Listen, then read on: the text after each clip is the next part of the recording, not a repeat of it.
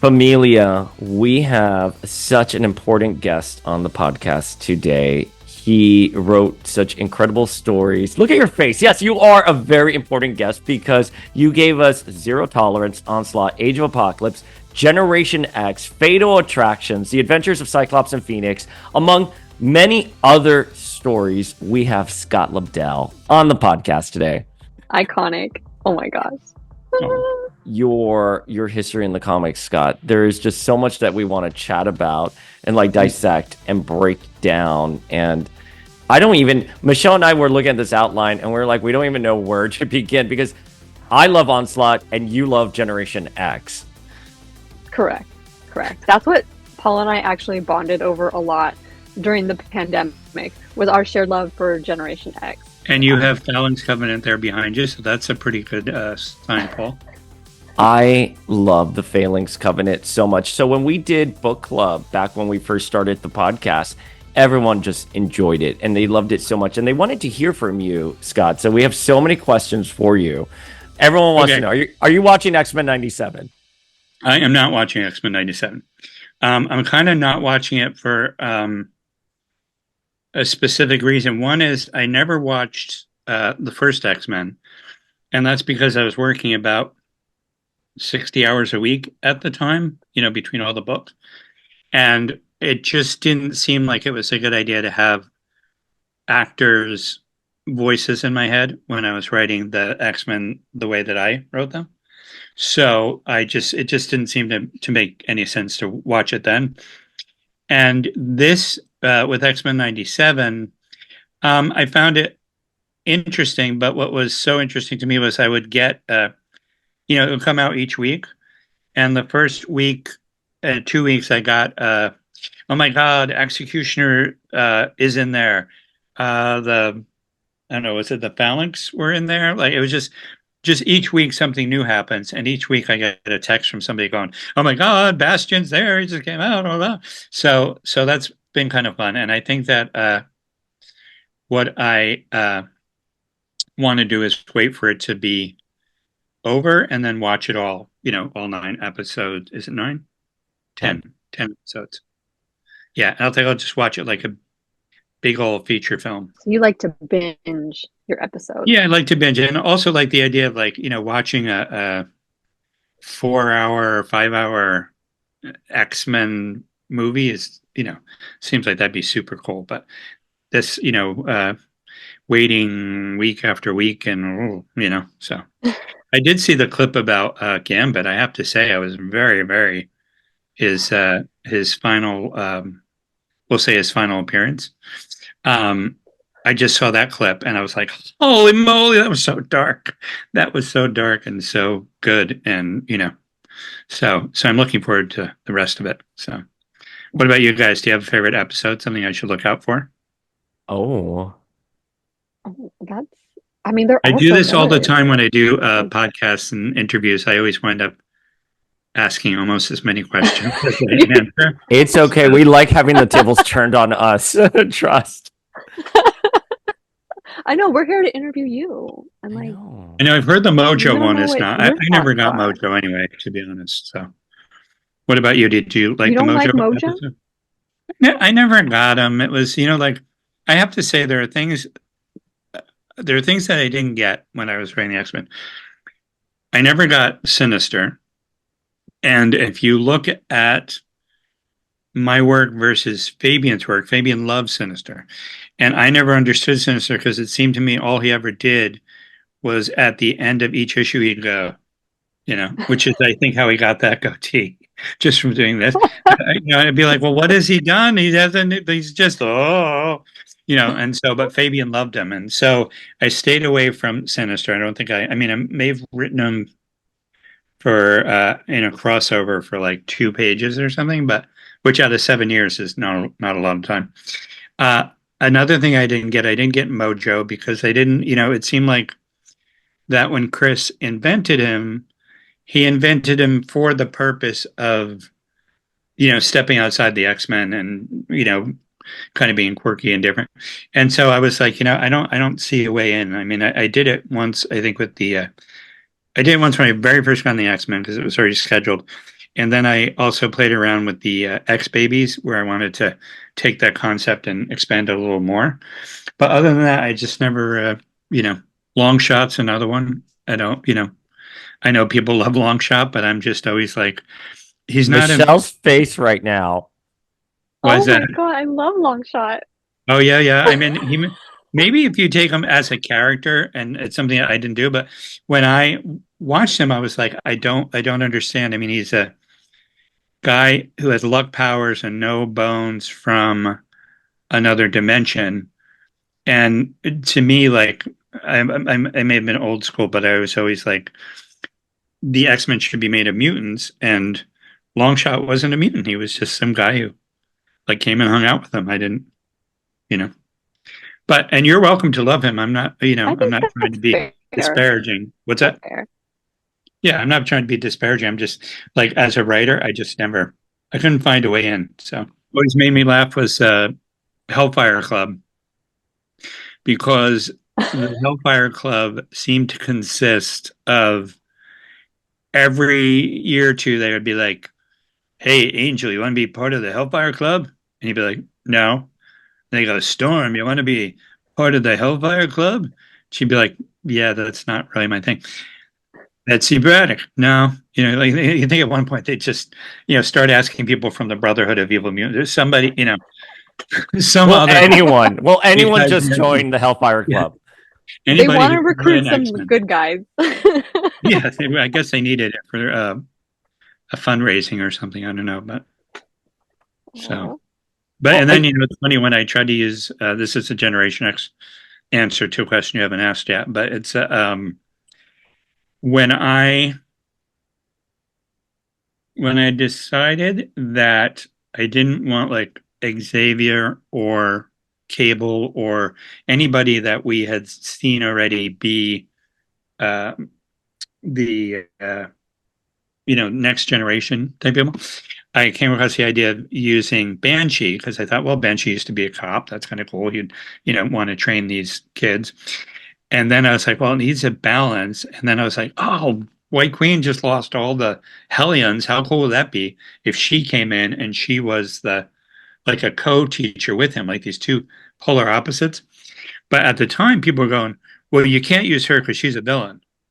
And I go, what has she done that was villainous? They go, well, she, asked Kitty Pryde's parents.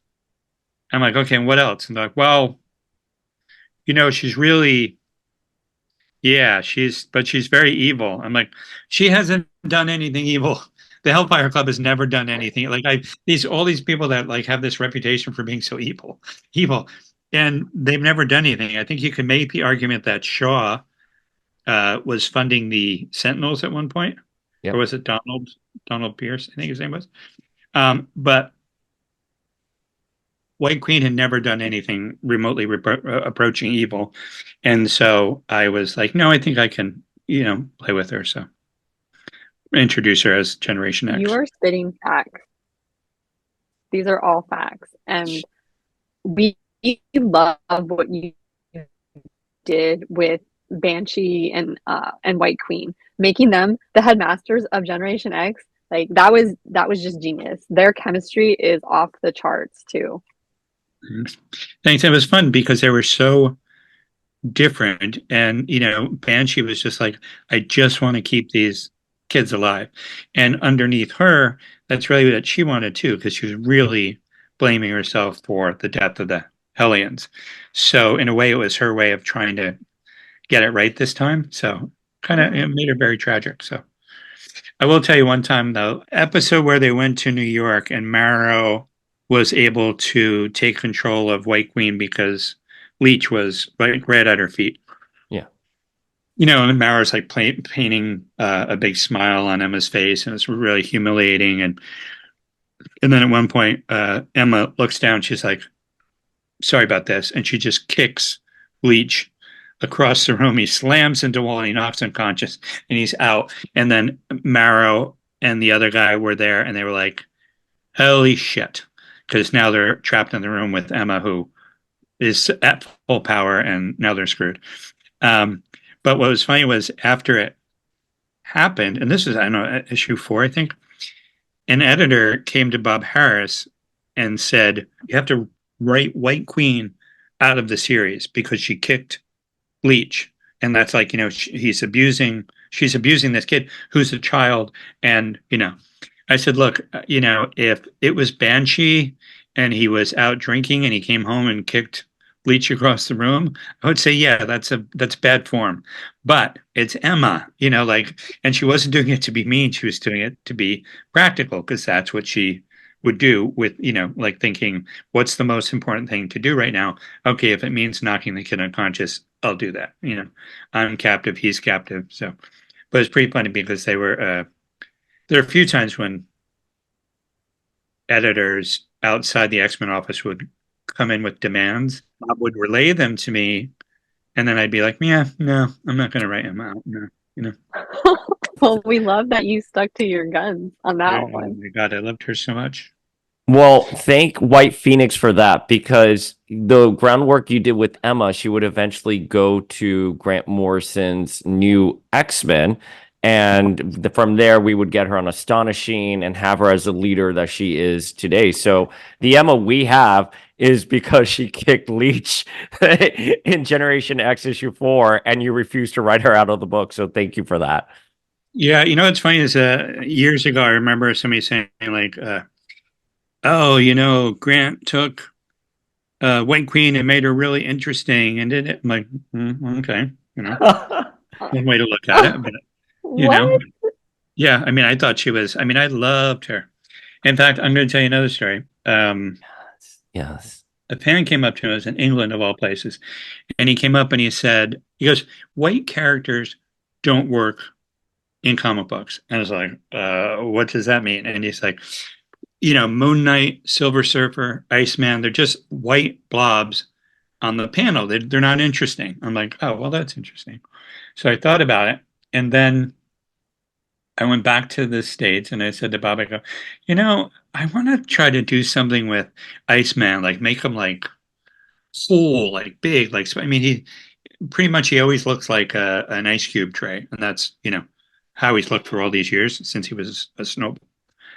And he said, no, you can't do it because he's a toy. And Toy Biz, wants to sell the toy, so you can't change him. And I said, okay. So then I wrote an issue where White Queen took over Bobby's body for an issue. Oh, yes. Oh, yes. That Yes. issue. We remember. We remember. Whoa, we love that issue. Yeah, and she just did whatever the hell she wanted. And because she's a little wacko anyway, she just thought of things that he would never have thought to do. And then afterwards, like I didn't do it because I wanted to change Bobby as much as once I had that thought in my head, I was like, wow, that's got to come as a blow to Bobby to be like, because even later on, he goes on that road trip with him and Rogue, and he sort of just feels very violated, like, this person knows my body better than I do. So it's very traumatic for him. But what was interesting was I got that out of my system. And then about 3 months later, when the book came out, Bob called me in and he said, the Toy Biz people called and they want you to keep using this character because they want to make another toy with Iceman where he has like all these pieces on him. So yeah, crystallized Iceman in the mutant armor wave. Yes, that's one of my favorite Iceman figures ever. Sorry. Yeah, and so that happened because I was like, I'll just be clever and do something else, Like I get I can't change it, but I can change it from one issue if it makes sense in the story. So but can I just pull on the thread that you talked there about Emma going into Bobby's body and using his powers in ways he didn't know? That also played into some of the other themes that you were playing around with Bobby, because we always talk about the scene where Jean and Bobby are in Barnes and Noble, Borders, wherever, and when the X-Babies come out. But Bobby's like, oh, Jean, thank you so much for letting me come shopping with you. And Jean's like, oh, all the boys never like to go shopping. And Bobby's like, well, I'm not like other boys. You know that, right, Jean? And then Jean is like, I don't know what you're talking about. And it was one of those first hints that Bobby was struggling with his sexual identity. And you had sort of planted that seed there for him, and not only in his personal identity, but also in his inability to know his mutant powers in the way that Emma was able to figure it out. That is interesting, but I don't recall being that late because only because like I did love the idea of toying around with Bobby, but my goal was to always keep it in the metaphor, like anything that like when his father hated him for being a mutant, to me it was specifically because he was a mutant and his father had, a bug up his butt about mutants and the fact that he gave birth to one.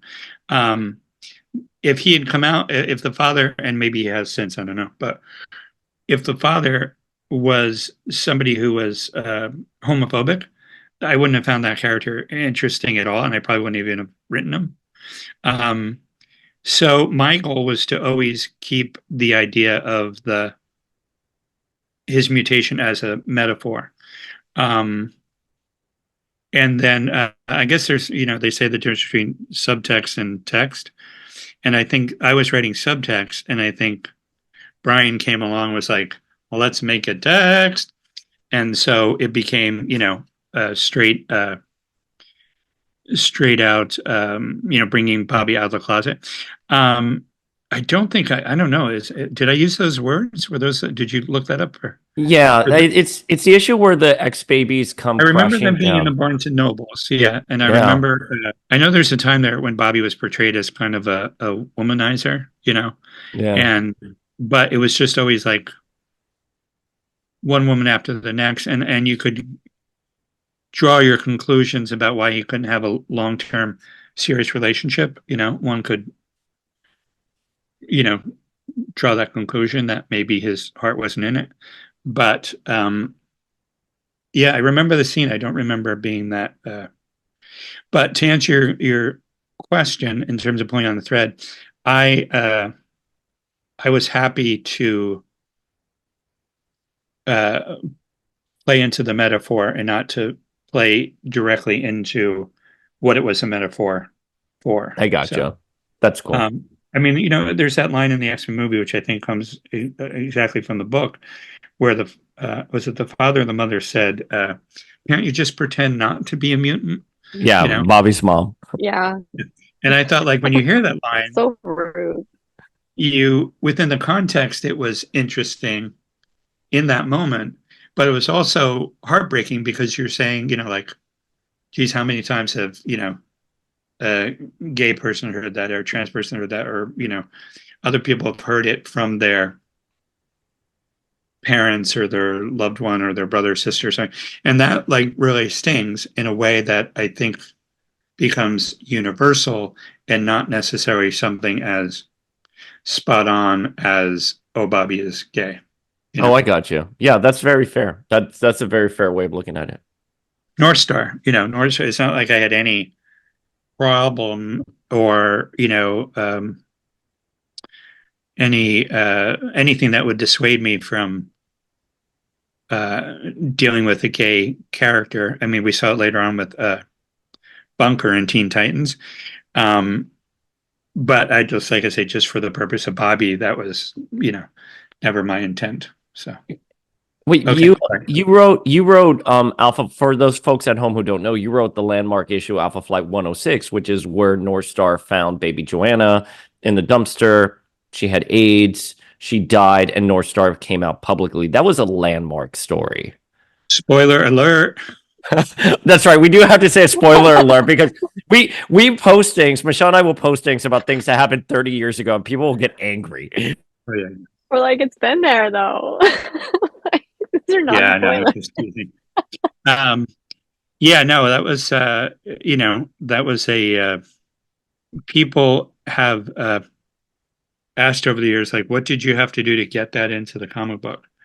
And the truth is that when you come onto a new series, you write what is called, generally you write an inventory story, so that if you miss a deadline, the issue's all done, it's lettered, it's colored, and you just slip it in there if the deadline's being missed.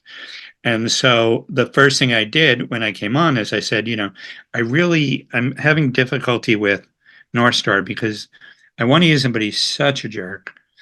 And I think the reason he's a jerk is that he's gay, he's in the closet, and it's almost like if he's a jerk to you, then you don't have to get any closer to him. You don't have to find out he's a mutant. You don't have to find out he's gay. You don't have to find anything about him because he's keeping you at a distance. And I said, in order to work with this character, I think it would make more sense to just bring it out and let him be who he is.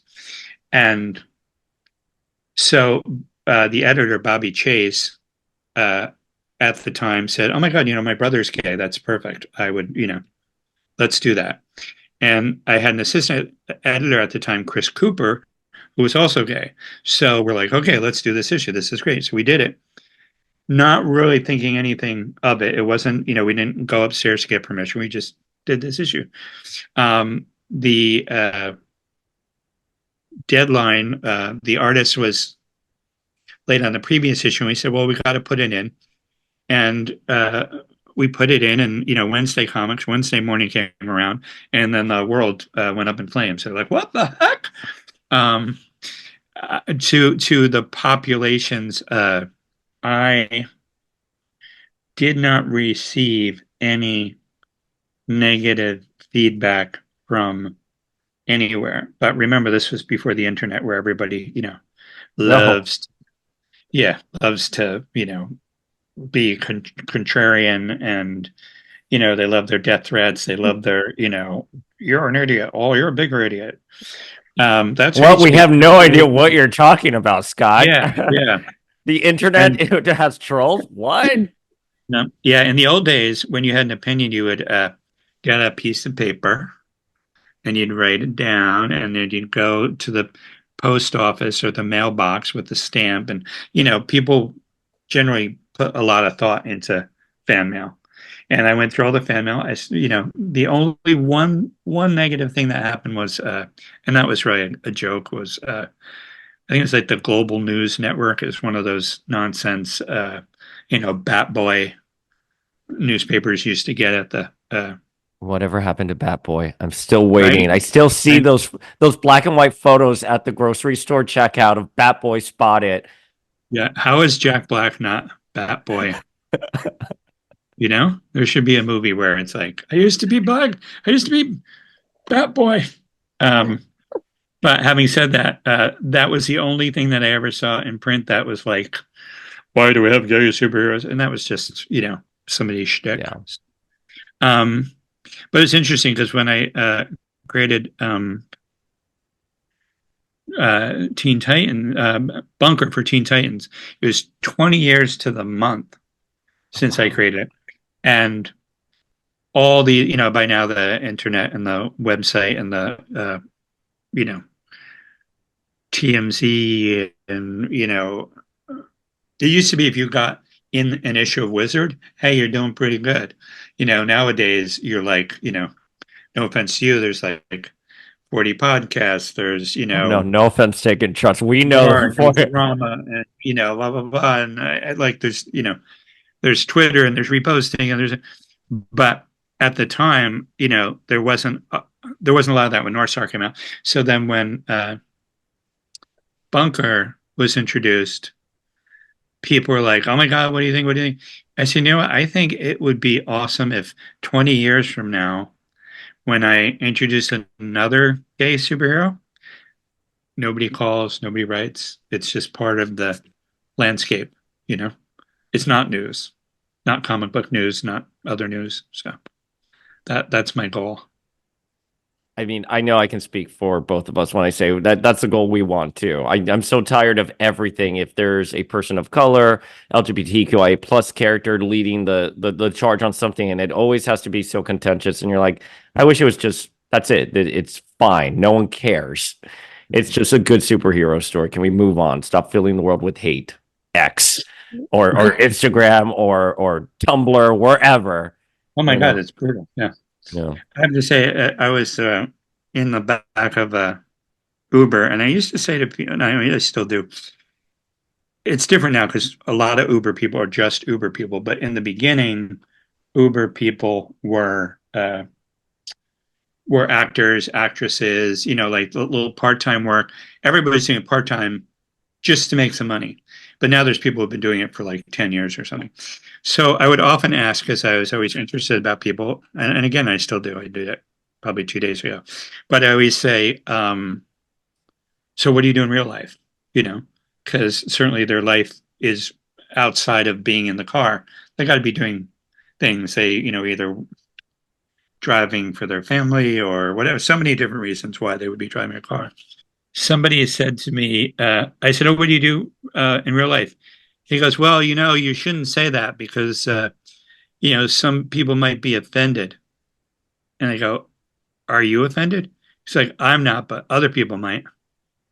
I said, "So you're actually berating me over a fake conversation I'm having with a person that doesn't exist?" Like, what is that? Like, what do I do with that information? You know? So I should be careful not to offend this person that's not even in the room. And that's what I feel happens so much with, they'll make an announcement about a character, and then everybody's like, "Oh, people hate that announcement."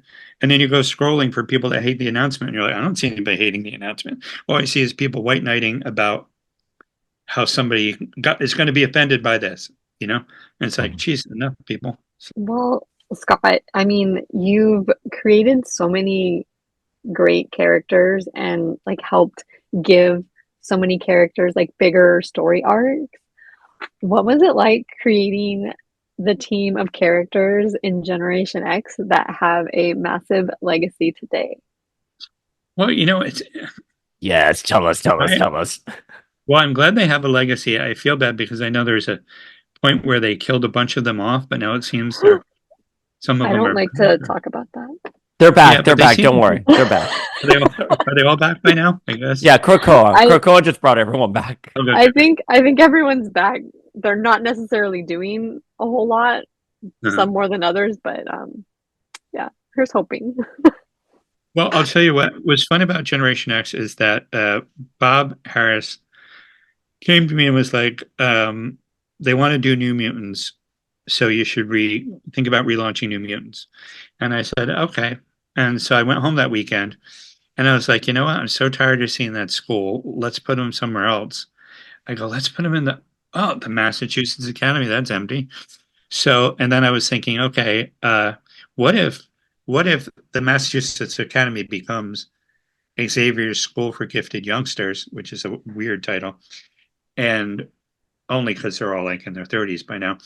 And Xavier's becomes the Xavier Institute. So I'm like, okay, so this is starting to be something different. And then I'm like, I know I don't, like I said, I don't want to use Cable or Banshee or, Forge was a suggestion at one point.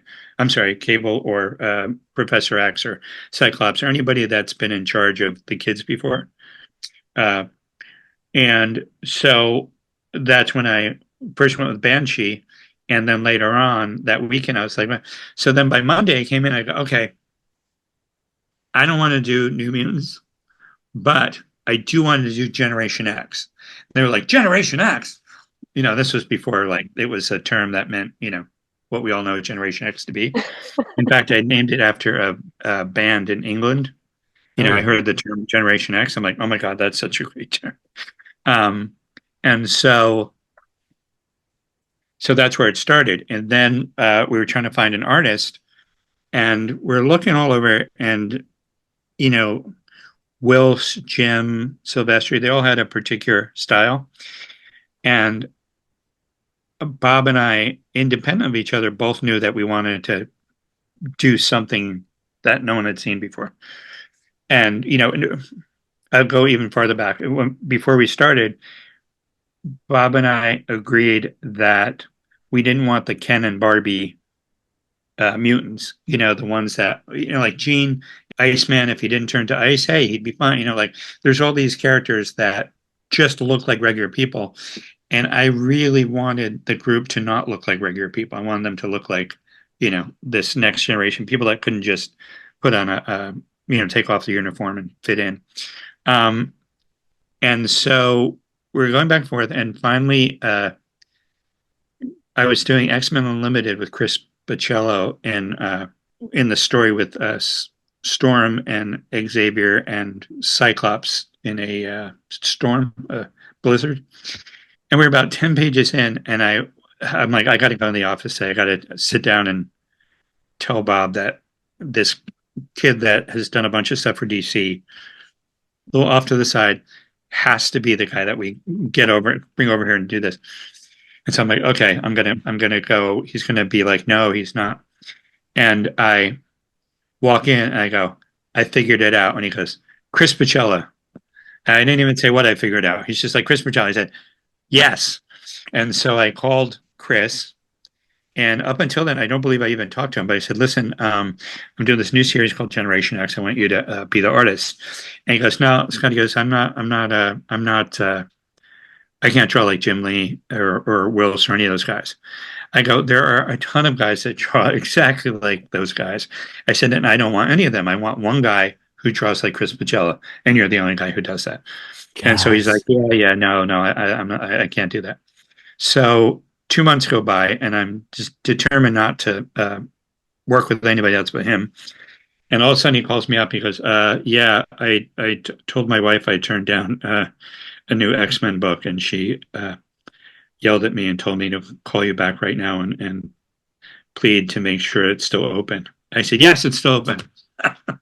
So thank God his wife was like, and so we had about 3 months before San Diego, and Chris would check in once in a while, and he goes, all right, I want to be ready for this meeting when we sit down at the San Diego convention.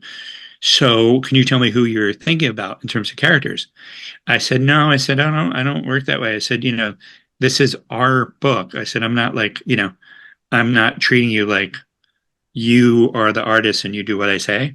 I said, this is a book that we have to come into together. And he goes, well, because Scott, here's the thing. It's like, sometimes I draw really crazy things. And there's a time when I think it was Death, where he's like, I did a issue where there's two people sitting on a stoop in Brooklyn, and they were having this heartfelt conversation. And he goes, the whole thing, it was like 2 9-panel grids, and I just drew people's knees, so like leaning and turning to, and he goes, and they made me redraw it. And I said, well, Chris, I said, I swear right now that if you gave me 2 pages of knees, I'll draw 2 pages of knees. I said, whatever, like, we're in this together. So whatever you want to do as an artist, I'll figure it out. And so, like, I don't know if you remember the issue with when they're in the plane and the plane's going down. First, it opens up with Jubilee with the bubbles, and she's like waving bubbles around. And then the plane's going down, the bubbles are flying all over. And that was not in the script at all. That was like, Chris was just like, oh, I'm going to, in fact, he didn't even tell me. He didn't tell me. I never put it up. He gave me a page with, bubbles flying all over and I, just wrote it. And he would do the Halloween issue, and he put all these gnomes in the margins and, trick-or-treating at different people's houses. Yeah. And and I was that like, was so great. Yeah. And it's so, when we reviewed some Age of Apocalypse, lead up to Age of Apocalypse issues, and the last issue with like the Jubilee talking to the audience and those gnomes in the previous issue, and the Emcron crystal sort of engulfing her. That's what made it. It's so interesting that you're saying that, Scott, because you and Chris, that rapport shines through in every page of those of the issues you guys work together. That is why everyone loves Generation X. Those first 28 issues, 25, 28 issues are truly universally beloved. And even in the late 90s, everyone was like, and I'm not throwing shade to anyone, but they're like, the series changes drastically after Scott leaves. Yeah. Well, it's funny too, because, in the old day, Chris was used to working full script, and DC was a full script place and Marvel was not a full script place. And to me, I can generally spot a scripted issue, from 100 yards away, even with my glasses. But back then, everybody assumed, and people insisted, that there's no way you guys are, like Lennon and McCarthy. You can't be that in touch with each other's abilities that you're just kind of jamming, and we were jamming, and I love to jam in comics anyway. But so it's very interesting that I do think that Chris and I, there are a few teams in comic books that really speak out, and I think Chris and I doing that initially was something that was different, And in fact, it was funny because when we started doing the characters, even he was like, "Okay, well, who's our Wolverine and who's our Colossus?" Because you look at all the other books, the Wildcats and Cyber 7 and all those books at the time, they look like X-Men clones. No offense to anyone. And I was like, we don't have a Wolverine. We don't have a Wolverine. No Wolverine. No. Why Wolverine when you have an M? No. Yeah. I know, fan favorite M. Like everyone loves her. Like she's probably one of the best characters to come out of that book. Well, what's funny is Chris, the origin. I'll tell you a few of the origins. One of the origins is that we sat down and we're like, okay, well, let's talk about the characters. And I gave him my Ken and Barbie spiel, and then I said, the only character that I know that I want, well, two that I know right off the top of my head is I want a character named Chamber. And he's like, oh, okay, cool name, and he writes it down. And then he goes, and I said, and the thing is that the first time we see him, the very first time he used his psionic powers, he blew out his chest cavity and his bottom jaw, and he just has this psionic energy pouring out of him.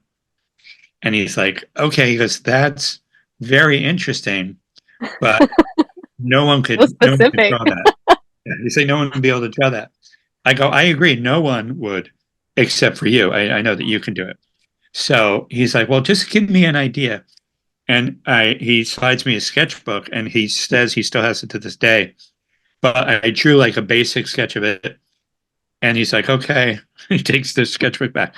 And then like 3 weeks after San Diego, I get a fax. I'm like, holy shit, who is this guy? I mean, like, because the very first version of Chamber that we see was the very first. There was never any other. There's no back and forth. It was just like, oh my God, Chris. And then the other character that I knew that I wanted a Guthrie in there. And I wanted it to be Paige, and I wanted to call her Husk, and I wanted her to rip off, like she's a metamorph, but Mystique changes from blah blah blah. I wanted a metamorph who really had to like experience changing her body from one thing into another, and I thought that's right, fascinating. And I thought, well, Husk sounds like a Southern thing, and so that became Husk. And then I think I struck gold in the very first issue when Jubilee, because remember, I wasn't writing full script, I was just writing scenes as they happen, like M flies down and Jubilee looks up, but when I had the line where Jubilee says and stop leaving your skins all over the place, it's disgusting. I thought, okay, this is who they like. This is their kids, and that's who they are. And but so Chris wrote to me after he liked those two characters. He said, "I think we need like a Wonder Woman character, but she should be black." And I said, "Okay, that's cool, but what if she's twins and she's." One twin has autism, and the other twin is, and when you put them together, these two 8-year-olds become a 16-year-old. And later on, Banshee and White Queen are going to find out that the most powerful member of the team is two twin sisters, one of them who's autistic. And they would say, listen, we're going to have to let you go. We can't have two 8-year-olds on a team risking your life, and then the one sister is going to say, listen, this is what gives my sister freedom of movement and freedom of thought, and you can't take that away from us. And so I can go out and we can go out and figure it out on our own, or we can stay here and you can train us. So that was this whole like, and Chris is like, yeah, okay. Like he wanted a black superhero and like a black Wonder Woman. And then I just said, okay, what's going to make her really different from other characters? And then what also made me laugh inside was that I knew her and Jubilee would not hit it off the instant that they were on panel together.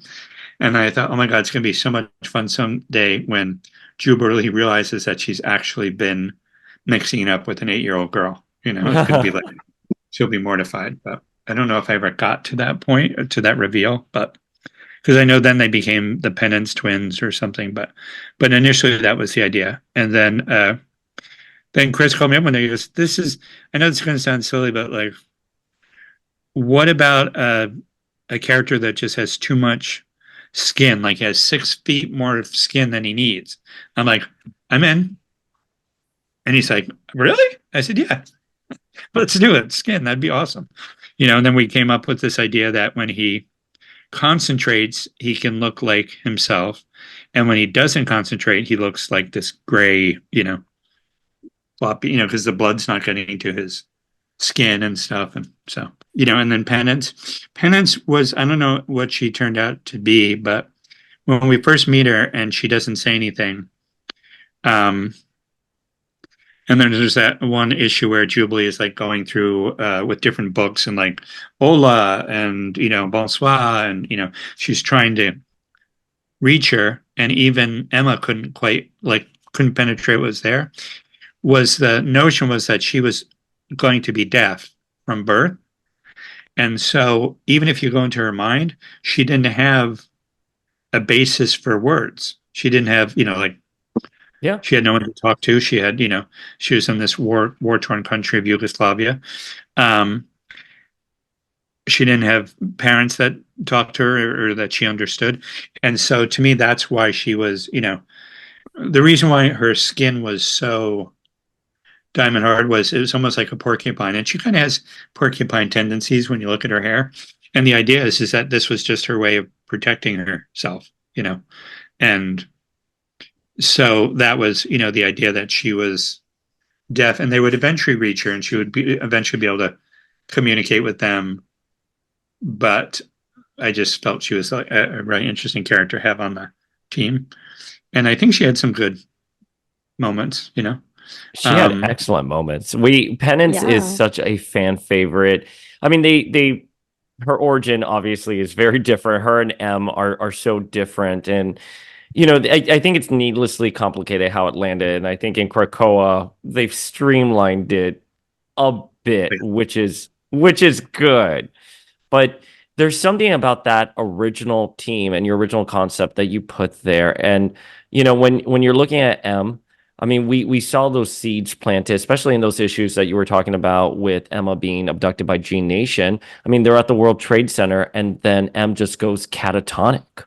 Yeah. And that was our first clue that there was something up with M, and we didn't quite know it. But speaking of know it, in Age of Apocalypse, you did have a character called Know It All.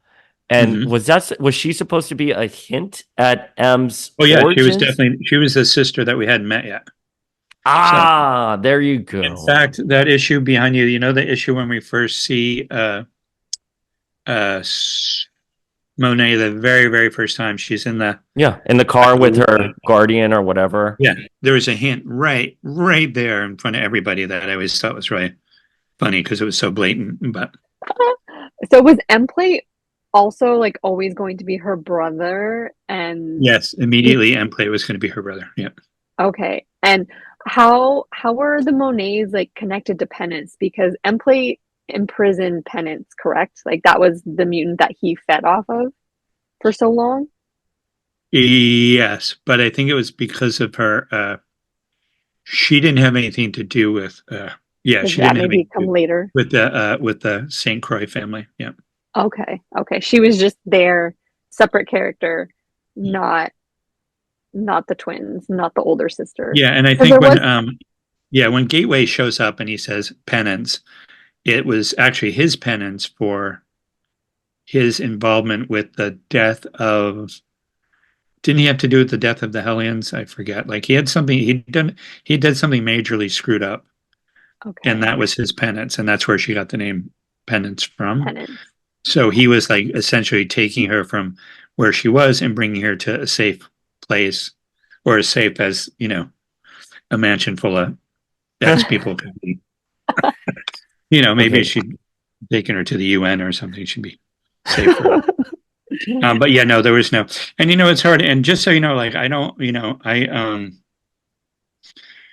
was talking to a writer recently, another comic book writer who'd been on a book for a few years, and we kind of came to the conclusion, and it's not anything to be defensive about on a writer's part, but the truth is, once you've spent, you know, 5 years at, you know, every month, 2 or 3 books a month for what that's 5 times 50, whatever it is, a lot of comics. Pretty much everything that comes after that feels like fan fiction, you know? Yeah. So Fair. like I can't really enjoy the X-Men. I haven't tried lately. I mean, I read the first issue of Grant's. I read the first issue of Joe Casey. I read the first issue of Steve Seagal and Joe Kelly's. Yeah. Yeah. And those were right after And you. yeah, I haven't been able to read anything by Bendis or Hickman. Yeah. And that has nothing to do with them, it has nothing to do with how talented they are, which I think they're all very talented people. But it's just, I don't know, it's like it's just No, a different experience. we Yeah. get that. We get that. No. But Michelle and Yeah. I came up around the same time, and those stories that you put, I mean, it's even hard for me to accept X-Men past a certain point because some of the 90s stuff I just blindly love. I mean, Phalanx Covenant, Onslaught, Age of Apocalypse. I just, I can acknowledge as an adult that narratives have evolved. And of course, this is a shared universe and stories are always going to keep expanding. But man, I look at these issues that you wrote, and for me, like you gave me my childhood. When I was being bullied as a kid in 6th grade, I had no one to talk to. I knew I could pick up an issue with your name on it, with either Chris's art or Joe Mad's art, and I would be transported into like another world, and I would feel safe in that world. So I Thank hear you. you on that. So I hear you on that. Well, thank you. And you know, I find it interesting too is it's weird because I have nothing to do with the X-Men animated, Yeah, X-Men 97, clearly. yeah, But what I find fascinating is I feel like in a way, like I'm collaborating with people 30 years later, like, it's so strange. yeah. Just saying, I can't imagine like what Stan must have felt when he started, X-Men and, Fantastic Four and Iron Man, whatever. And some 30 years later, they're making feature films out of them. Like, there was never, Stan didn't grow up wanting to see an Iron Man movie. There wasn't even the possibility of an Iron Man movie for the first, 25 years after he created, the Marvel Universe with, Jack and Steve and John and Jean and everybody else. So it's weird to be like, oh, I feel like I'm, I didn't create Galactus and I didn't create, Magneto and I didn't create whatever, but I did create things that are being used like 30 years later. That's so weird. It's such a weird feeling, I weird, fun mean, feeling. I zero tolerance and fatal. I'm looking at Michelle. Like, we couldn't Yeah. believe. Like, and we're good friends with a lot of the people on the X-Men 97 side, and even we Mhm. were surprised to see that they adapted a lot of the stories that you were doing and being faithful to the groundwork you did lay 30 years ago. Yeah. Well, the one thing that I am sad that didn't make it through, and maybe it did make it through, and maybe we'll make it through, but and maybe you can tell me, no, that's in there. But there's a scene that Carlos Pacheco drew where the character Sabra is the Israeli character. She is gets picked up at the airport, and there are 4 people in the car, and they're all like clearly heavily armed, Secret Service types. And as she's driving, it suddenly occurs to her, "Holy shit! I'm in a car full of Prime Sentinels, and what do I do?" And so as she's driving, she reaches through the floorboard and grabs onto the pavement, and then the car splits around her, and they are stepping out of the split car, and she's just in that Black Widow stance crouch. And I was like, oh my God, because I remember when I wrote it, I'm thinking, this is so cool. Let's see what he does. And he just pulled it off without even, and I just always thought that'd be I can't wait to see that scene in a movie someday, because it's just such a, who gets out of out of being trapped in a car with people by grabbing the pavement and letting the car rip around them. It's so much fun. I'm sorry to say that scene is not in it. But Daria is in it, but I don't know. Daria was in issue 20 of the Zero Tolerance crossover. I don't know if you created her. Daria, who was Bastion's. Oh yes, I did create Daria. Yeah. Okay, yeah. So she's in it. She's in it. You're gonna like seeing her there. What's funny is I created Marrow with an artist named Rurik Tyler, and she was introduced, and she was a great character. I've always loved Marrow. She's my favorite, but one of my favorites. But at one point, we were trying to do the Mutant Massacre scene where it turns out that she knew Angel and that he rescued her during the Mutant Massacre. Oh. But the character's name was Sarah. So we decided, okay, yeah, we'll throw that in. So Jeff Loeb wrote that story with Sarah. And then later on, it's like, oh, Jeff created Marrow. I'm like, well, he didn't really create Marrow. He created a backstory that we all agreed to that became, whatever. So love you, Jeff, just saying. But yeah, it was, but things like Daria, actually the very first time Bastion shows up, he shows up in at the back of an annual, I believe. He does. That was, yeah, I think it was written by, I want to say Mark Waid and drawn by Pascal Ferry. Mm-hmm. I don't remember the creatives with it, but I know which issue you're talking about. He kind of comes in towards the end.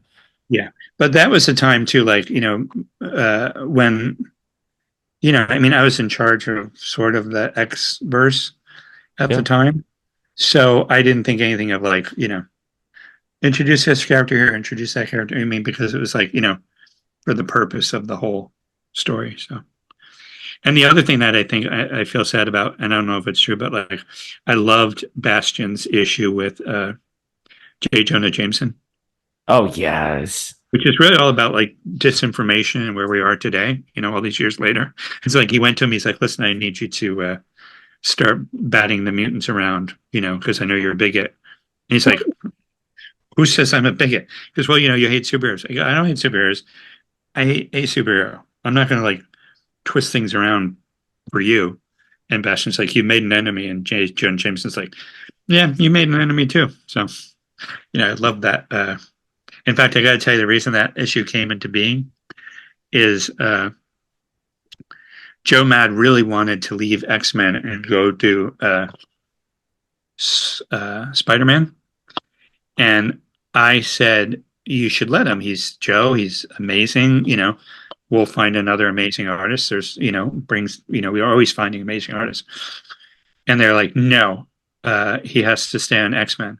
So I'm like, okay. So then I wrote him an issue that was Spider-Man fighting Marrow, and there were no other X-Men in it. So there are no X-Men in that issue. So actually there's one page with the Gambit cutaway, but other than that. So, and that became that issue, which it's one of my favorites. So I love that issue so much. And I remember reading that issue and playing Marvel versus Capcom 2 with Marrow in it. So I just want to say thank you for my childhood, because I know exactly it was such a vibe, and it was such a love for these characters that, it's hard to replicate today as we've gotten older. But you talked earlier about having to kind of oversee some of the X titles. Something that was very crazy for me, as I was just getting into comics, I was just diving into Generation X, and then all of a sudden we get this entirely new world called Age of Apocalypse. Mhm. How how did that come about? Like, how did that happen? And like, how did you like oversee this new universe being created? Well, it's very interesting because this was before cell phones, and this is the day of answering machines that you'd call your phone, you have to punch in your code, and then it would play the messages back. Before voicemail even. And what happened was it was raining, and I was about to leave the city, and I was about to go to Hoboken, to my place in my home in Hoboken, no joking. Yeah. And I just checked my messages, and there's a message from Bob Harris, and he just goes, Scott, what if Jubilee went to the X-Men and went to the mansion, the X-Men were there, but it wasn't the X-Men. They were just saying they were the X-Men. Let's talk tomorrow. And I said, okay. And then the next day I was like, okay, what if she goes in and it's not the X-Men, but it turns out that she's wrong. They really are the X-Men. They've always been the X-Men. And he's like, oh, how could we make them always be the X-Men? And I said, well, the only thing that can make them not the X-Men is if they never met Professor X, because this is, that is the whole basis for the X-Men. So then we got the idea of like, well, who can go back in time and kill Professor X? And we said, well, Legion could do it.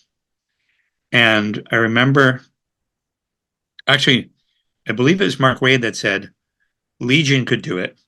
And we're like, hey, yeah, that's cool, that's cool. But then it's like, why would he have any reason to kill Professor X? I said, well, what if he was killing Magneto and Xavier jumped in the way? And it's like, boom, So that was the impetus for, okay, what happens if we go back and change everything? And the way you change it is by killing the X and X-Men. And so we started to talk about it and internally, and everybody's pretty excited. But what happened was, in the old days, what was it? Extinction Agenda, anything that came before Age of Apocalypse. Fabian was pretty much in charge, and Fabian, I love him dearly, was very anal retentive. So if he and I sat down with Bob to talk about what was happening in our books, he would say, well, we're at issue 8, but by issue 25, this and this and this and this and this and this and this and this is going to happen. And Bob goes, what about you? I go, I don't know. I forget how I left the cliffhanger this month, but we'll go from there. And he's like, you can. Maybe like steam would rise from his head. You can't do that. And I said, well, look, if I can surprise myself, then I'll surprise the audience. And that's what I wanted to do. I wanted to give cliffhangers that would make people come back. And if it meant writing myself into a hole, then I would write myself in the hole and then figure out how to get out, like the X-Men might have to figure out. So he, up until that point, had been, we'd go to these X-Men conferences, and he would hand out the structure of the crossover. And it would be, this happens, and then in X Factor this happens, and then in Excalibur this happens, and then Uncanny, and then back to X-Men, and then the same thing until the crossover is done. And I remember, like, we got to the conference, and I said, okay, well, we're going to do something different. We're going to Age of Apocalypse Alpha and Omega, and they're going to be 2 standalone giant-sized books. And we're going to establish what the world is in Alpha, and then we're going to wrap it up in Omega.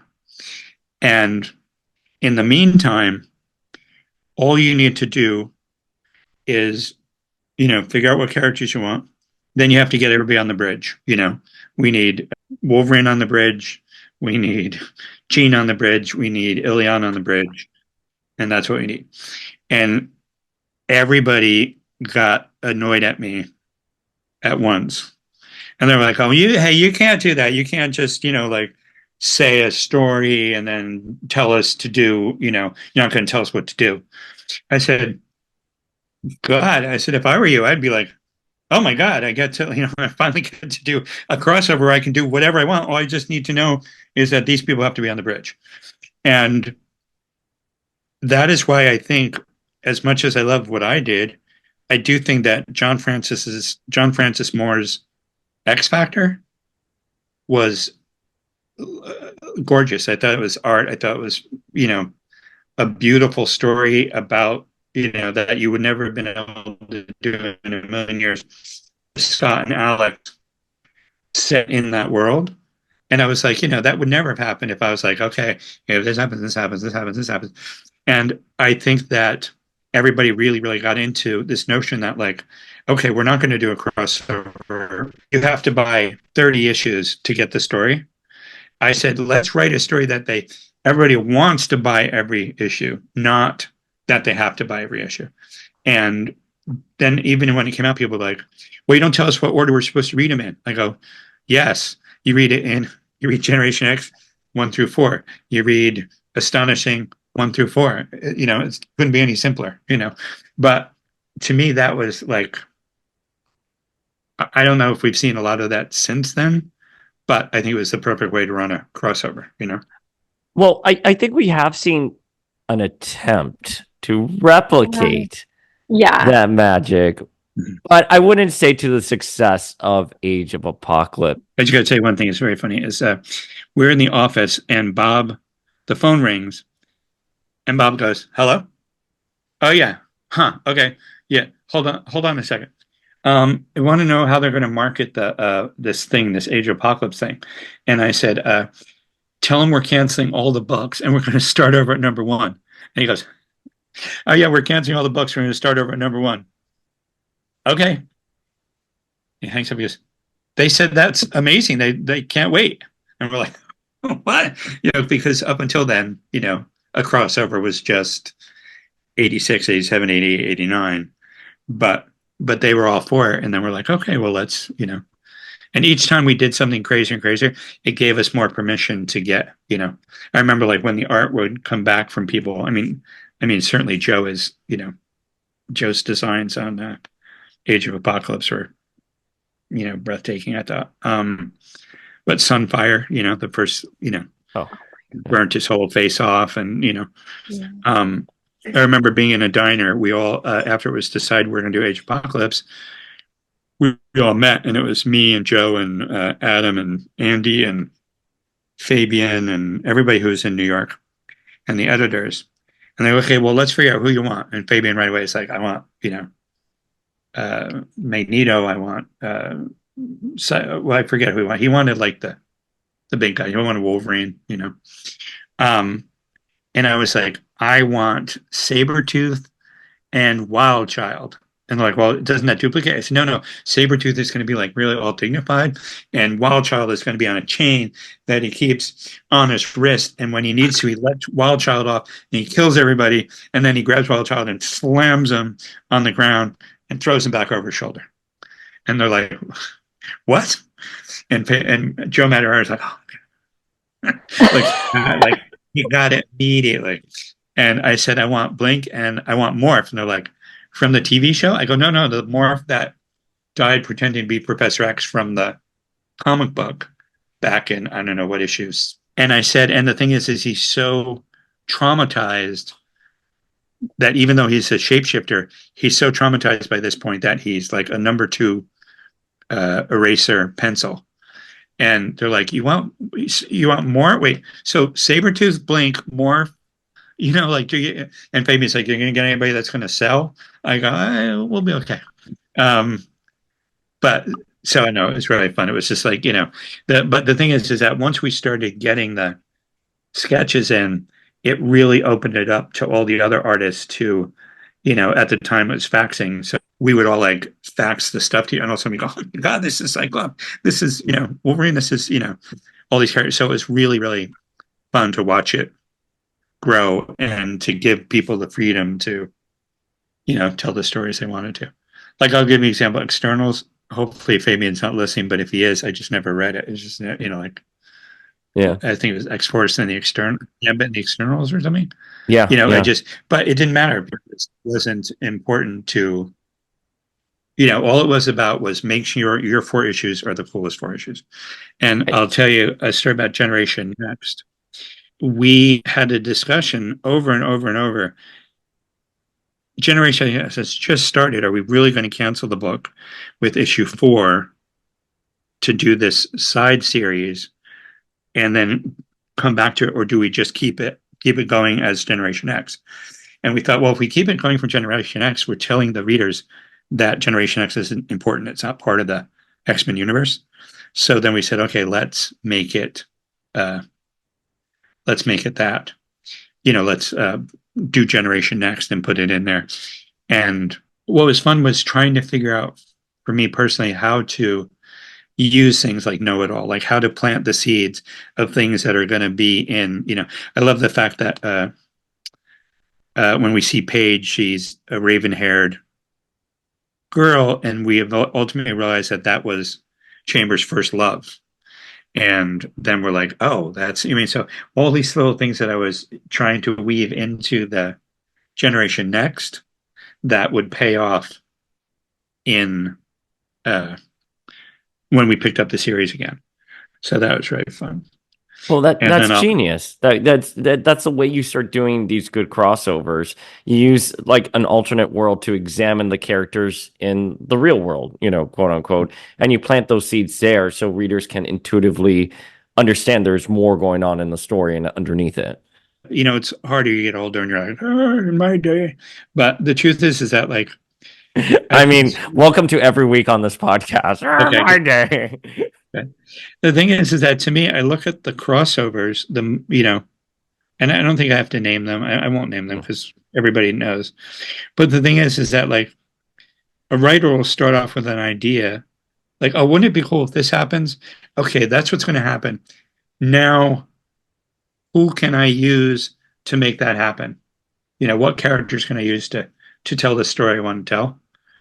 And to me, I think that the reason Age of Apocalypse resonated was because every character who walked on panel was impacted because of the death of Charles Xavier.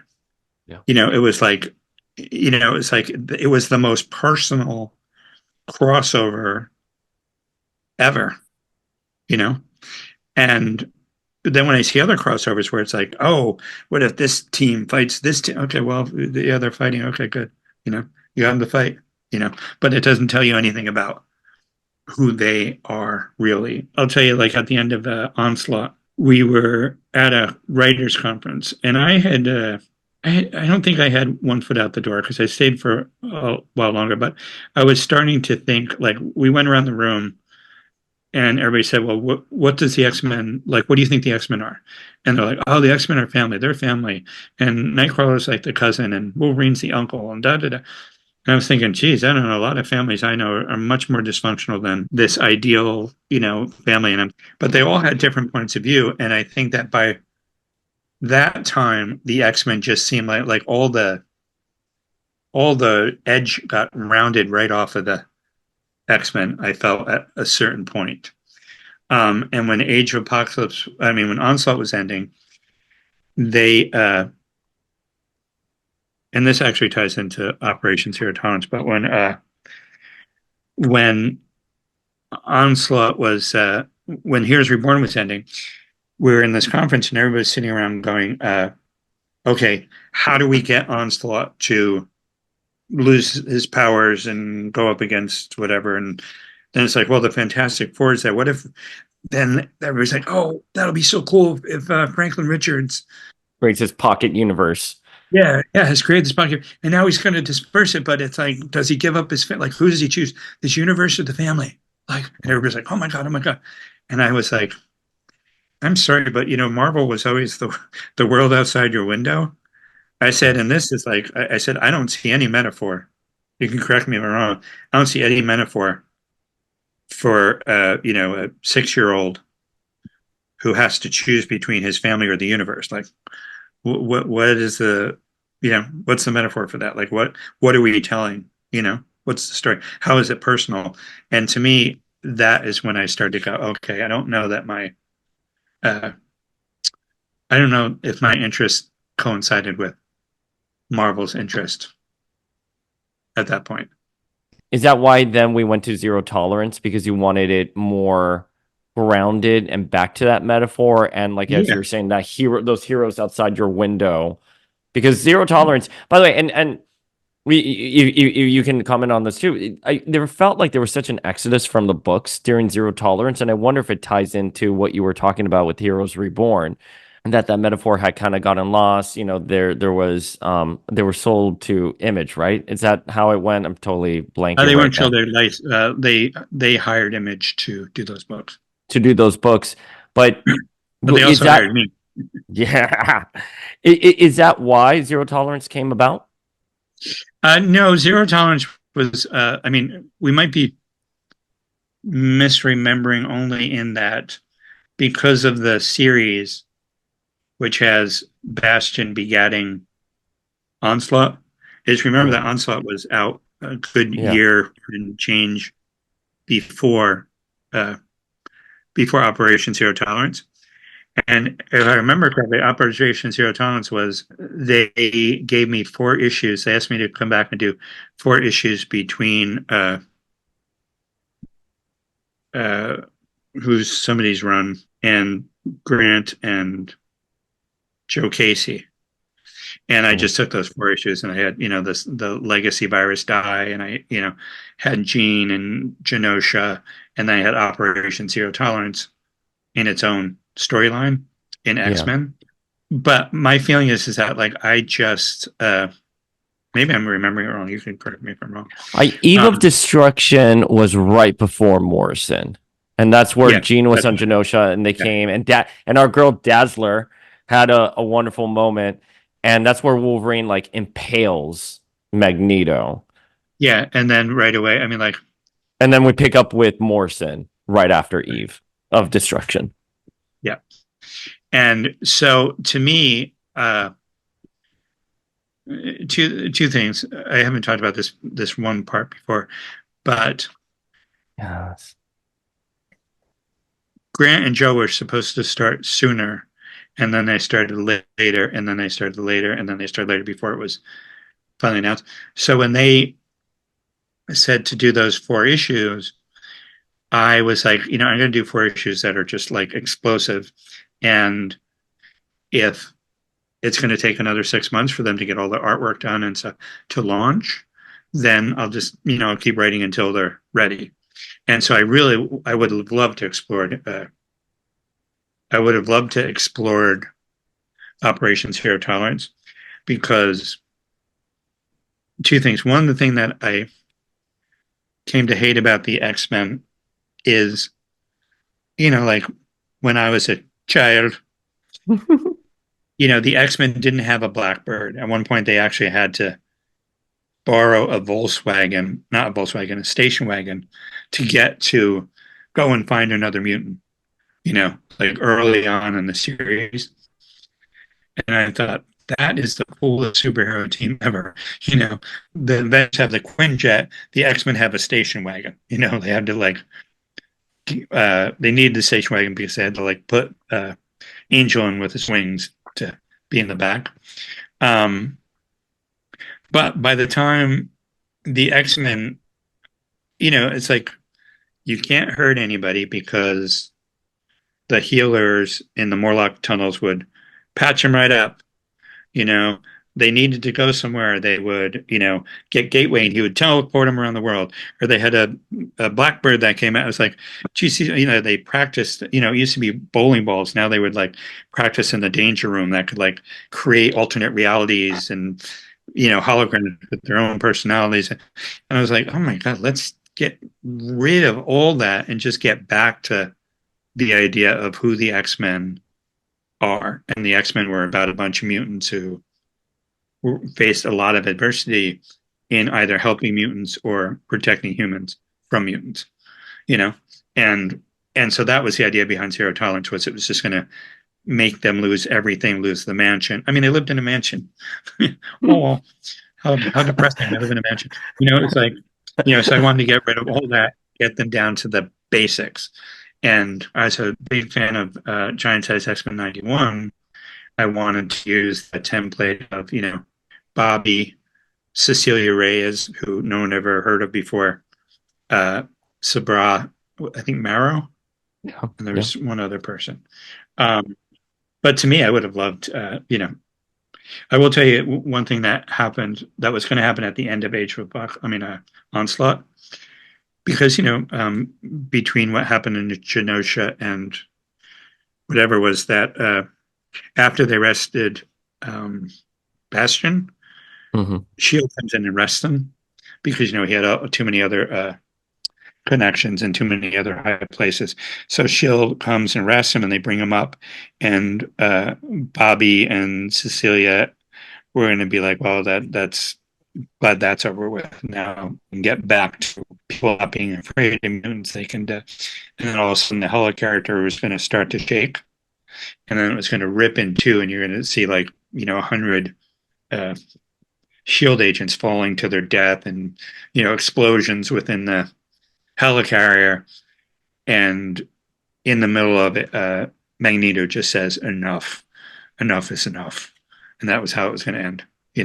Wow. And it was like, holy shit, because then it was going to make it for everybody. But little did I know, they had their plans, and that's fine. But I also believe that stories stand on their own. I think Age of Operation Zero Tolerance, for those 4 issues, that's fine. I don't know if you know that. Remember, what's it called? Days of Future Past? Yeah. Somebody pointed out to me that it's not even 2 issues long. It's like an issue and a half. It doesn't even start till halfway through the issue.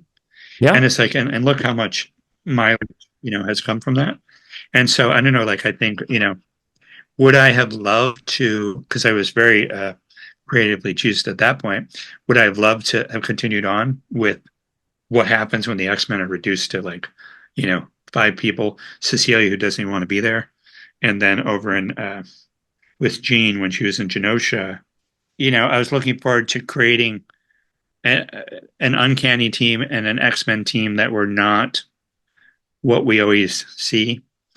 And even when I left X-Men the first time at 350, I think it was the next issue that Kitty and Kitty and Nightcrawler and Colossus are back, and look in the front yard, there's the Phoenix ashes. And I'm just looking, I go, really? You can't, can't we just move on? Can't, use a character, use, Colossus, use Nightcrawler, whatever. But it just, and I'll be honest, I look at this new series that's coming out now, and it's Jubilee, Rogue, and I'm like, guys, what made the X-Men so amazing, especially at the beginning, Giant Size X-Men #1, was you looked at that and you're like, what am I looking at? Now you're looking at going, oh, that's my favorite, and that's my favorite, and that's my favorite. I'd rather move on. What do you guys think? I know you're fans. Are you glad to see the characters you love being used in different books, or maybe I was wrong? That's so tough. I feel like we have gotten some good character arcs and stories from this. I think Kitty Pryde, or Kate Pryde, now has definitely had some major character shifts. I loved her and Emma actually having a really great relationship, and kind of a business, you could say. They were kind of business partners. Did they open up an eBay store? Not quite. The Hellfire Trading Club, I'm sure they had a hand in eBay. They probably did. They had really great pirate business. Well, and again, I'm not trying to poo on anybody's storylines, because I haven't been following them. I just know from the covers of these new books that are being launched, I'm looking at them going yeah. I have been critical of From the Ashes, which is the new relaunch we're getting in July, just because I'm going to agree with you. Us, Paul, tell us. I know, gosh. Folks at home are going to be like, stop it. But Scott, when I saw Age of Apocalypse, when I saw Generation X, I was like, what is this? And similarly with Hickman, with the Dawn of Krakoa, I was like, what is going on here? I don't see that sort of magic in these coming books. I'm happy to be wrong. I want to be here 40 years from now, still talking about the X books and talking about this great relaunch that's happening. But um, I think some of the magic, isn't quite there yet. But let's see how everything lands. I have an open heart with it, but I agree. I don't think there's a lot. I think they are trying to do some bold swings with like Exceptional X-Men by creating new characters, but those new characters seem like they're more props for the established characters, whereas like Mondo, Skin, M, they were front and center, and we needed to know Yeah. who's this Chamber, like with this psionic chest and this bad boy punk. You know what I mean? Like, I don't think that wonderment is there. And Michelle, you can correct me if I'm wrong, but it's just We were just really spoiled as young readers. Like, Age of Apocalypse was my first crossover event that I ever like got as a reader, because that is literally around the time I started reading comics. And so anytime a crossover event came up again, that was my expectation, was that we were going to get a very big epic, like truly crossover event that folded into other stories, and it just never happened. I mean, although with the whole Hoxpox, like the early Krakoan era, I did feel very similar feels towards that. Like it was a new beginning. But I just think that Age of Apocalypse was it. Like, yeah. Well, I mean, you're right. Krakoa was new, and again, it was that wonderment. It was that newness to the books, and that's why we give Hickman the credit for revitalizing the X-Men as an IP in the comics, because the X-Men were in limbo following everything that was going on with the MCU and the Avengers and the Fox film rights. The X-Men were very sidelined. So cautiously optimistic. How about that? Cautiously. Well, yeah. I will tell you, since we were talking about Generation X a second ago, is you may have heard this story before because I've told it before, but as I indicated, I tend to sometimes I'll have a general idea. I knew that like I knew they had to be at the beach. I mean, at the bridge. But when I was writing Generation X, I didn't know how it was Generation Next. I didn't know how it was going to end until I sat down to write it. And I was dating a woman who broke up with me in a really terrible way. And I was so devastated. And it's the last time I've ever been devastated, I'll tell you that. But I was really devastated. And so I sat down to write Generation Next 4. And I'm looking at the keyboard. I'm like, everybody dies. Oh my God. And that's why that story is so emotionally gut-wrenching, because that was me just like opening up a vein and pouring it out all over and then when Paige looks at him, oh my God, that's the Oh my saddest God. Oh my God. That was the saddest thing I've ever read in my life. Like, that is the most heartbreaking. I think she has is it Vincent, like on her back? She has somebody, thing. she's holding up somebody, Yeah, and she and looks up. Colossus, yeah, makes that executive decision, and it's just like you just see it in her eyes. Like, she's like, so they're just gonna leave me. Like, this is how it ends. And she even stayed And to keep fighting for him. mhm. And then I thought, what was, like that was like, oh my God, that's really mean to do. And Yeah. but then Colossus goes to Kitty and is like, oh, I tried. And you look at Kitty's face and you realize it's over between them, because she knows, She she knows knows, he didn't really, yeah. and so it's like, bam, bam. And then Yeah. you're like, okay, why, that was horrible to watch. And then she goes and he tells her that. She's just like, I feel bad for him, because that if he went in, he would have died too. And his sister would not have gotten to. But I don't know. I mean, it was a pretty sleazy thing for him to do. But And that's why, like, Scott, the reason why those stories, why we're still talking about them till this day is because we hadn't read stories like that ever as kids. They certainly weren't teaching me these kind of tragedies in school. You know what I mean? No. And you're right. It's because Colossus, you don't 100% blame him because he wanted to save his little sister. He didn't know she was alive. He was shocked that she was alive. And not only was she alive, she was being held captive by someone called the Sugar Man. I mean, can you imagine? I mean, In I'm a big essentially, brother. I'm a big brother. So thinking of my little brother being abducted by someone like that, I would move heaven and hell just to save him. So Mhm. again, it's these you did not write down to your audience at the time you wrote up, and that's why these stories still, resonate. And it was, of course, it was cool. I think Age of Apocalypse was very stylistic, but there was a lot of substance in there. So.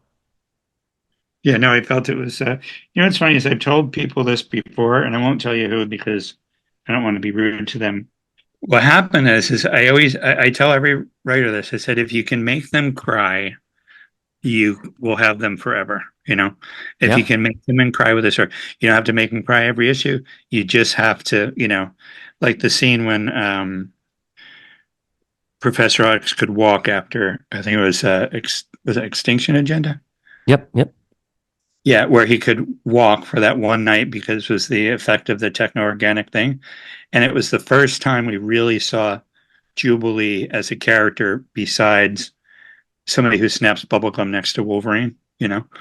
And the fact that she runs him off into the pier and then she realizes that he can't get to his wheelchair and she's like just praying to God that just let him get to his chair, like give him that much dignity. And then when he stumbles and she's there with him and she takes him and she gets him into the chair and you realize that, oh, wow, Jubilee's a real person and she has all these real, and it's like, again, you don't have to make them cry all the time, but you do have to be able to have that ability to make people cry, in a comic book, which I think is pretty, I don't think it's, I mean, I don't even think it's, I don't think it's hard. I just think people just don't normally do it. Whereas I Agreed. love We when did. people cry. We did. When Ileana died and who was it? Jubilee reached under the pillow. Reached under the bed, vamp. Like Yeah. just little simple things, but that's what I think is fun. All these years later, that people will go, oh yeah. So. And also like key emotional moments where, to wrap our conversation on Age of Apocalypse, but when they're in the M-Cron crystal and Destiny says only me and the girl, Ileana, can go in because we no longer have counterparts in this other reality. And you just see Colossus being like, what? Snowflake. I mean, those epic, those emotional payoffs in the beat of the story, which that's why we're talking. That's why Age of Apocalypse remains the greatest crossover. And also, I've got Operation Zero Times was a mini series, so I guess that's a series within a series. I mean, I think objectively, Age of Apocalypse is the best crossover in X history. I personally love Onslaught. Onslaught's let's say comic book history. Comic book history, right there. Okay. But wait, can I ask you? Yes. Nate Gray. I know he wasn't the character you created, but what was for Nate Gray and X-Man? What was sort of the thought process with him when you guys were outlining Age of Apocalypse, and then what the X-Men were going to look after Age of Apocalypse? Because there is an art floating around out there that showed Nate, Blink, and Morph in the generic X-Men uniform. So the assumption was that all three of them would have crossed over and joined the team. Yeah, that I don't know where that art came from. I've never seen it, but I will tell you that, like, again, it didn't impact me, so I didn't read it. I didn't read X-Men. I do know that it was I made the sales pitch that what would be really interesting is if after Age of Apocalypse there were like a handful of characters that made it through. And then we decided, oh my God, because people were so blown away by the new number ones that we were like, let's not relaunch X-Men. Let's just keep it going. Let's go like issue 5 and issue 6. People were like, so that was fun in terms of a marketing thing, but I really don't, granted it was 30 years ago and there are things I don't remember, but I don't remember reading X-Men. So. All right, one final question that I know Michelle and I are dying to ask is the adventures of Cyclops and Phoenix. I love the adventures of Cyclops and Phoenix. I mean, that to me is so knee-deep sci-fi. I mean, it felt like another like genre in of itself, and the art and everything. What was the impetus for that series? The impetus was that it was revealed later. I think it was either Fabian or even Rob had mentioned it or something, but and it took hold that Strife was Scott's son, and that Cable was the clone. And I was like, I kept to myself, but at one point, Bob calls me up. He goes, I don't like that at all. Like, how do we solve that?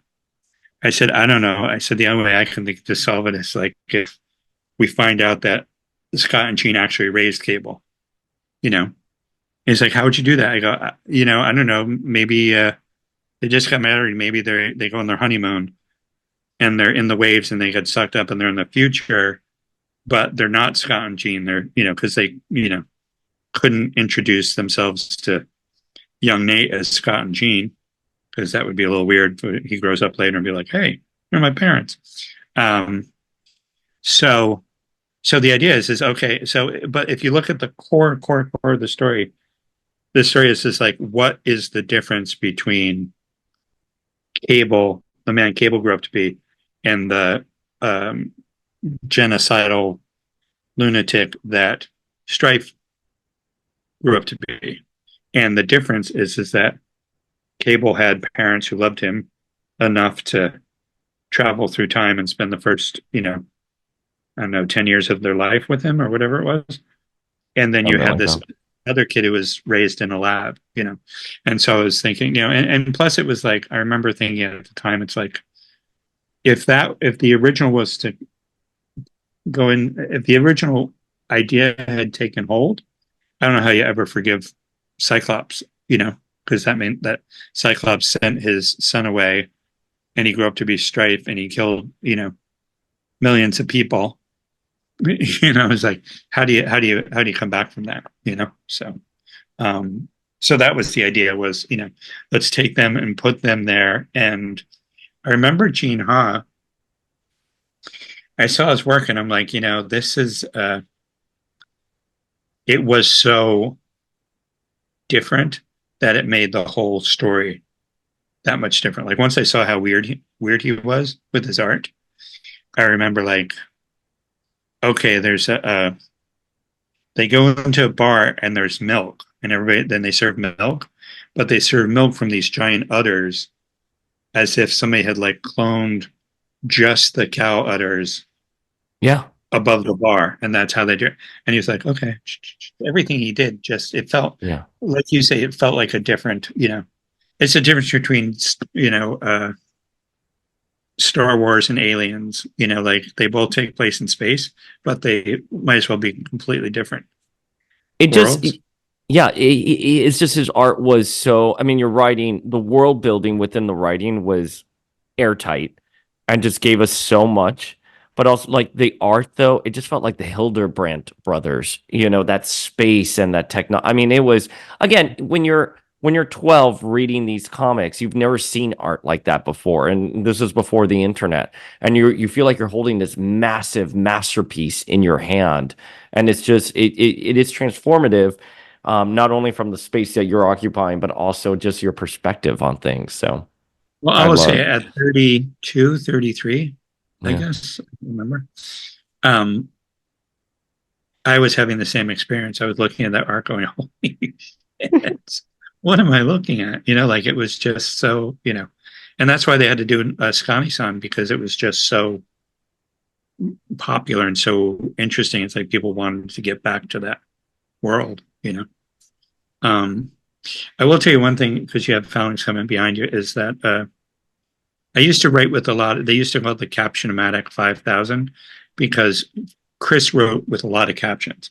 And so when I took over, it behooved me to, you know, that there was a type of writing that people enjoyed. So I would write with that. And sometimes if I wrote less, Bob would be like, you got to break out the Caption-O-Matic 500, you know, or 3000, you're not using enough.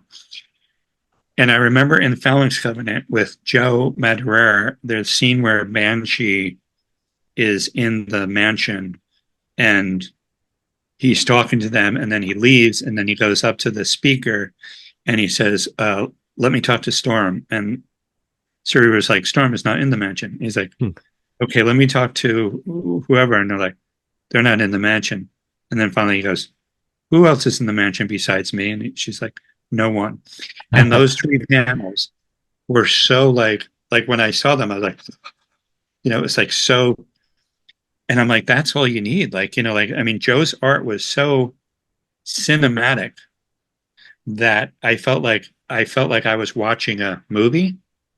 And in a movie, you don't have people say, and then he walks up and he pushes a button and he listens and there's no sound except for a voice, you know, like, so I was like, boom. And after that, they kept saying, you got to write more. I go, no, I don't. Look at, I mean, look, it's all there, you know, it was so.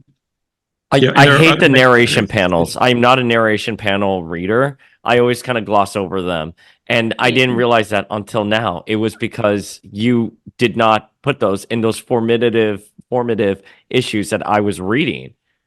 Well, you know, what's interesting though, is that Chris kind of started it and I went with it. And the idea was that if you treat the, you can treat narration like it's either information we have that you're seeing. Oh, it's a dark, stormy night. We see it's dark. We see it's stormy. We see the rain. You know, we don't need you to tell us. But then there's the other thing that talks about generally like what the story is and what you're trying to say with the story. But then there's a third way to use narration, which if you can appreciate how it's done, is you can tell a whole other story. And to me, that was a great part of like writing with plot and then script, because I would write the story and the story would be there, but then I could write a whole other story inside that story so that people were reading it and it was almost as if they got 2 comic books in one, because I wasn't trying to address what was going on. I was trying to address something bigger or different or off to the side. And so I think if you know, go back and look at some of that narration, you'll see that, like, you know, because to me, it made the difference between reading a comic book in 10 minutes and reading a comic book in 20 minutes and then being like, oh, that was such a rich story. And it's like, well, yeah, because you actually just read 2 stories. So, but yeah. Well, Scott, thank you so much for taking the time for us today. We're going on 2 hours here. 2 hours, but that's fine. How many podcasts are you going to get out of this? 5. No, we'll air it as 1. 497. We did not even go through our whole list. Like, no, I was like, I don't know how we're going to cover all this. I know. There's just the mark that you left on the X books. I mean, I have to tell you, I mean, you shaped the X-Men into what they are today, and those books survived the 90s. And we're here. And these stories, as you said, I love what you said, that you're collaborating with writers and TV people 3 decades later because of some of the groundwork you put in. I will tell you one thing. I'm starting, you know, I'm doing these short videos, the story behind X-Men 97, where I'm talking about, like, you know, the characters and stuff. But I did something the other day with my editor and we were just laughing so hard. You know, the issue, you know, that Xavier's death scene when he's like, you know, in the bed and he's dying and all the X-Men are around him. Yeah. So I took a video of me like this without my glasses, and it's like this is the unfound footage of when Scott ended his run on the X-Men. And so it's me as Professor X, but I'm talking to things like, like he goes through the room, he's like, "Oh, Morphew, whatever," so I'm as me, I'm saying, "And Gambit, I gave you a voice. It's a voice no one would touch for another 30 years, but it's back." And then there's a shot of Jubilee, and I go, "Kitty Pryde, you were always my favorite," and Jubilee's like sobbing, And then there's the Kitty Pryde fans that have been invading my DMs, they're going to be very happy to hear that. I'm sorry. What about Wolverine? Wolverine, I'm like, "Oh, we used to make fun of you. We'd call you the little hairball." We'd be like, behind your back, and Wolverine's like sobbing, So it's pretty funny. Well, let us know when that drops. I'd love to amplify it. Well, maybe I'll even let you guys drop it. If it's you, I'll send it to you and you tell me if it's funny, because I only have like 45, not 45. I guess I'm up to 156, but that's just because I left the internet for a long time. Yeah. But I do like the idea of doing this. So maybe I'll send it to you guys. If you think it's funny enough, you can start it. We'll post it on Power of X-Men. Drop. Well, listen, we love exclusive. Okay. We'll put it as a collab. It sounds funny, right? It sounds really funny, and we will invite you on the collab so people know where to find you. But wait, Scott, before you go, we're gonna ask where people can find you on the internet. But one final question, for real this time: was there ever an untold story that you wanted to write for the X-Men and you just didn't get a chance, or some kind of story that just never made it out? Okay, this is inside baseball, but the just before I was, do you remember when the X-Men went into space? Yeah. For the phalanx. And I love the fact that they got yanked into space. It was Rogue with we used to call it the eggplant costume because it looked like she was. Oh, the pink and yellow suit. Yeah, it was phalanx. It was phalanx and the Shi'ar. And the ponytail. We love those. Yeah. It's phalanx and Joseph is there. Yeah. My goal was to tell a war story which hadn't been done in the way that I wanted to do it. And so that, Trish, Beast, whatever, they go off into space. They were going to be gone for a year. And in that year, they would just come back, when the ship landed, they would like run up to them and they would step off and you'd just be like, what the hell? So the idea is they went off to war and they were going to come back and try to assimilate again with the X-Men. And, their tactics had changed. Their perception of the universe had changed. It's all going to be this huge thing. And Bob, who wasn't editing the book, but was editor-in-chief at the time, was saying the X-Men never work in space. So they shouldn't be in space. So then my editor every month would be like, when you bring them back? I go, I don't want to bring him back. I want to tell this user, like, no, you gotta bring him back. You gotta bring him. So one day, there's no other way to say this, but it's like, fuck it. And so I called up Joe Mad. I said, Joe, what have you drawn this issue? And he goes, Gambit is looking down, he's in space and he's looking down. He's like drinking water with his hand or something. I said, okay, do me a favor. Make the water and the ground go away, and he's in the danger room. Okay. And then I said to the editor, I go, okay, now they're back. They're all back on Earth. Okay. And he's like, okay. But I really wanted to tell that story. But if you look at that issue where he comes, where literally you just see, it's literally as if